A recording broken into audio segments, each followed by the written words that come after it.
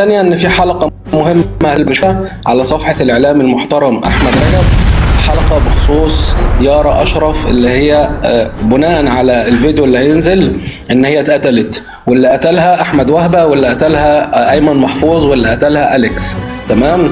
الصورة المصغرة اللي حطتها الاعلامي على الفيديو كاتب فيها القتلة ولاد الكلب. تمام، القتلة ولاد الكلب، وحاطط صورة احمد وهبة، وحاطط صورة اليكس، وحاطط صورة ايمن محفوظ. فهو كده بيواجه اصابع الاتهام صريحة لأحمد وهبة وأيمن محفوظ وأليكس. أدلت بشهادتها معنا ثم ماتت يارا أشرف.